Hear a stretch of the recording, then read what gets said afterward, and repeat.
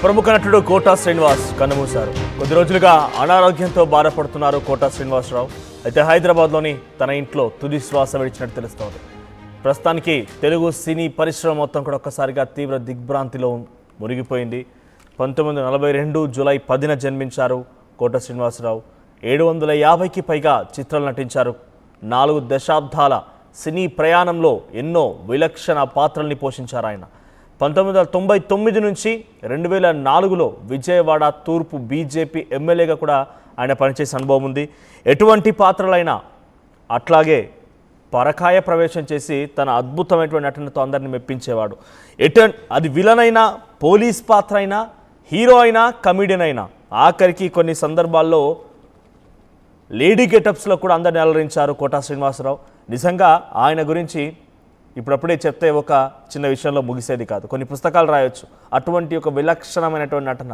ఏ రోజు కూడా ఈ పాత్ర నటించనని ఎప్పుడు కూడా ఏ దర్శకుడితో కానీ ఏ నిర్మాతతో కానీ చెప్పిన దాఖలాలు లేవు. సో కోటా శ్రీనివాసరావు లేనటువంటి ఈ విషయం ఒక్కసారిగా టాలీవుడ్ సినీ పరిశ్రమ దిగ్భ్రాంతికి లోనైంది, కన్నీటి పర్యంతమైంది. కోటా శ్రీనివాసరావు చాలా విలక్షణ నటుడు. నిజంగా ఏంటంటే 750కి పైగా సినిమాలు చేయడం అంటే చిన్న విషయం ఏం కాదు.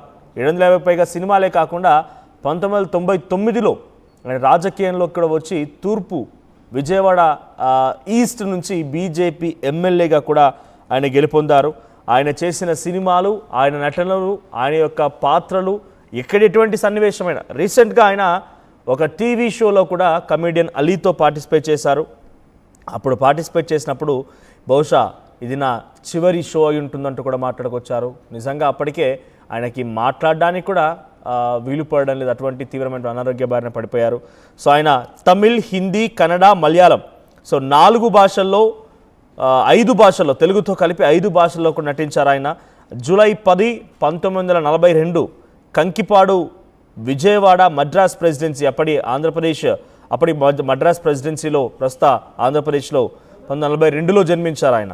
ఆ తర్వాత 1978లో తన సినీ రంగ ప్రవేశాన్ని ప్రారంభించారు. మొదటి చిత్రం ఆయన చేసింది ప్రాణం ఖరీదు అనేటువంటి చిత్రంలో 1978లో ఆయన ప్రారంభించారు, సినీ రంగ ప్రవేశం చేశారు. సో సుమారుగా 750 ఫిలిమ్స్లో నటించారు.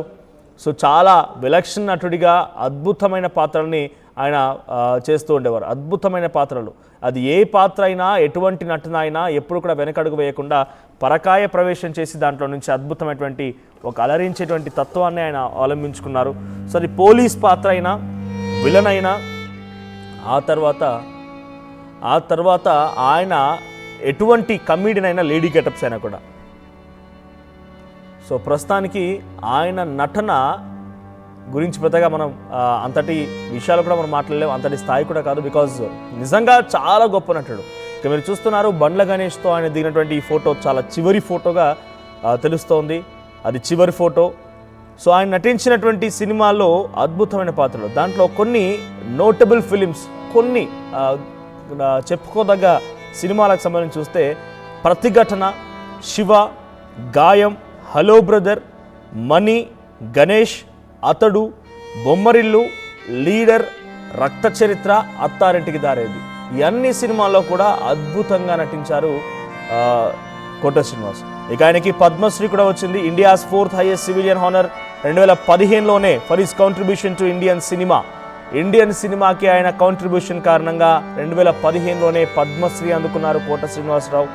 ఇక 9 నంది అవార్డులు, 1 కాదు 2 కాదు, ఏకంగా 9 నంది అవార్డును అందుకున్నారు ఆయన.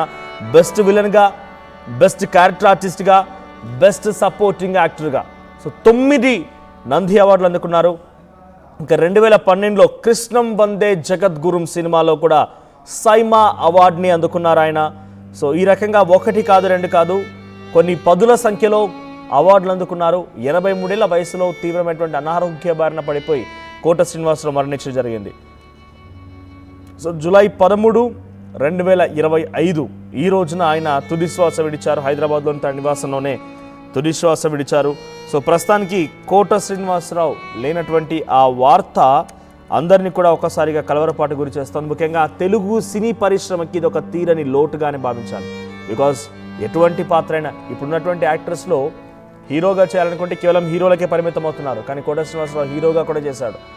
ఆ తర్వాత హీరోలు మళ్ళీ సైడ్ క్యారెక్టర్ లేకపోతే సైడ్ ఆర్టిస్ట్గా చేయాలంటే కొంత ఇబ్బందులు పడుతూ ఉన్నారు. కొంత 5 పదుల వయసు వచ్చినా లేకపోతే 7 పదుల వయసు వచ్చినా కూడా ఇంకా చాలామంది కొంతమంది ఆయనతో పాటుగా సరిసమానంగా పనిచేసిన వారు ఆ రోజు నుంచి ఈ రోజు వరకు కూడా ఇంకా హీరోగానే చేద్దామనేటువంటి మాటే మాట్లాడుతున్నారు. కానీ ఆయన హీరోగా చేశాడు, విలన్గా చేశాడు, క్యారెక్టర్ ఆర్టిస్ట్గా చేశాడు, సపోర్టింగ్ క్యారెక్టర్లో చేశాడు, లేడీ గెటప్లో కూడా చేశాడు. పాత్ర ఏదైనా ఇక్కడ ఇంట్రెస్టింగ్గా కోట శ్రీనివాసరావు, బాబు మోహన్ ఇద్దరు కలిసి ఒక సినిమాలో ఉన్నారంటే ఇక cinema block buster bumper hit. దాంట్లో ఎటువంటి అతిశయోక్తి లేదు. వారిద్దరు కామెడీనైనా ఆ రకంగానే పండించగలుగుతారు. వారిద్దరి కాంబినేషన్ నిజంగా అద్భుత అన్నట్టుగానే ఉంటుంది. వాళ్ళిద్దరూ కామెడీనైనా అలాగనే పండించగలుగుతారు. వాళ్ళిద్దరూ ఎమోషన్ ఆ రకంగానే పండించగలుగుతారు, విలనిజమైన ఆ రకంగానే పండించగలుగుతారు. అటువంటి ఒక సూపర్ డూపర్ కాంబో వారిద్దరిది కూడా. సో రీసెంట్గా ఒక టీవీ షోలో అలీతో పాటుగా ఇద్దరు పార్టిసిపేట్ చేసి వాళ్ళ ఎమోషనల్ మూమెంట్స్ నిజంగా ఆ వీడియో ఆ షో టెలికాస్ట్ అయిన తర్వాత చూసిన వారంతా కూడా డెఫినెట్గా కొంత వారి యొక్క నటనని గతంలో చూసినా లేకపోతే వారి సినిమాలను పరిశీలించినా కూడా డెఫినెట్గా కన్నీళ్ళు పెట్టాల్సిందే. అటువంటి ఎమోషనల్ వర్డ్స్. మా ఇద్దరి లైఫ్ ఒకటే, నా కుమారుడు చనిపోయాడు, అటు బాబు మోహన్ కుమారుడు కూడా చనిపోయాడు. ఇద్దరు సేమ్ ఇన్సిడెంట్ కారణంగా ఇద్దరు కూడా యాక్సిడెంట్లోనే మరణించారు. నేను రాజకీయాల్లోకి చాలా చురుగ్గా వెళ్దామని వచ్చాను, కానీ నేను ఎదగలేకపోయాను. బాబు మోహన్ మాత్రం మంత్రి వరకు వెళ్ళగలిగాడు. వాడు చాలా గొప్పోడు అన్నట్టుగానే బాబా బాబా అని పిలుస్తూ మాట్లాడుకున్నారు ఆ ఇంటర్వ్యూలో. జనరల్గా కూడా వీరిద్దరు ఎక్కువ అటువంటి క్యారెక్టర్సే చేస్తూ ఉండేవారు, బావా లేదంటే అన్న అనేటువంటి క్యారెక్టర్సే. సో ఇప్పటికీ కూడా కొన్ని సినిమాలు కొన్ని క్యారెక్టర్లు అనేవి మర్చిపోలేము.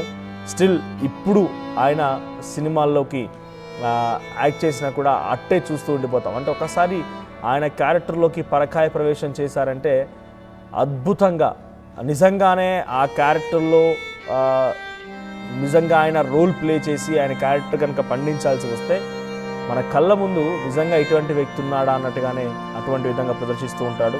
సో 1978లో ప్రాణం ఖరీదు అనేటువంటి సినిమా ద్వారా అటు సినీ రంగంలోకి ప్రవేశించారు. ఇక ఆ తర్వాత 750 సినిమాలు చేశారు. వర్సటైల్ రోల్స్, ఎటువంటి క్యారెక్టర్ అయినా, విలినియస్ రోల్స్ అయినా, క్యారెక్టర్ రోల్స్ అయినా, కామెడీ రోల్స్ అయినా, తర్వాత సపోర్టింగ్ క్యారెక్టర్స్ అయినా, పేరెంటల్ రోల్స్, సో తండ్రి పాత్ర, ఇంకేదైనా పాత్ర, ఎటువంటి పాత్రలైనా కూడా అద్భుతంగా రాణించేవాడు. సో నోటబుల్ ఫిలిమ్స్ చాలానే ఉన్నాయి.